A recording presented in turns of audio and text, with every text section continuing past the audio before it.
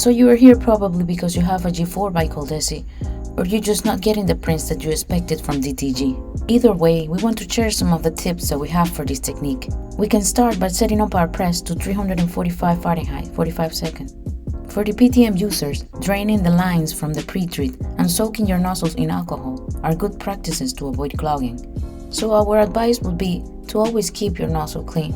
You will see how important it is to keep a consistent mist when it comes to pre-treating. In this case, we are going to be using the dark garment pre-treat by Coldesi.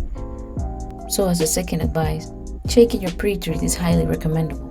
In terms of amount, for t-shirts, keep your PTM at 30 speed, and if you're spraying manually, try to use between 18 and 24 grams of pre-treat.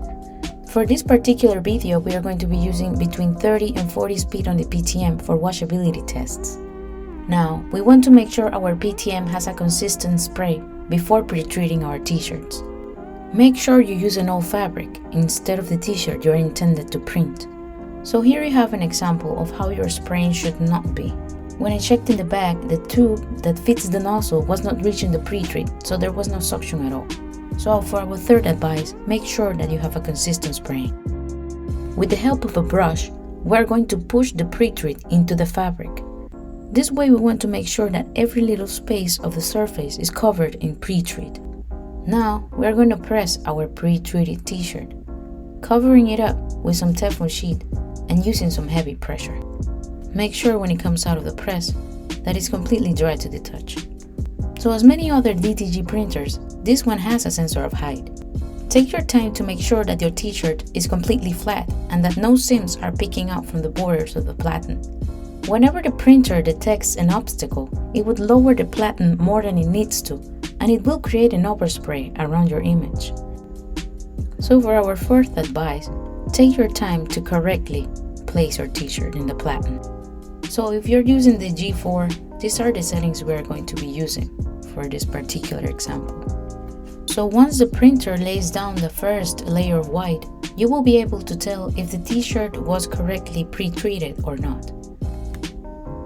Your white layers should look vibrant and solid, except on the areas where black ink will be printed.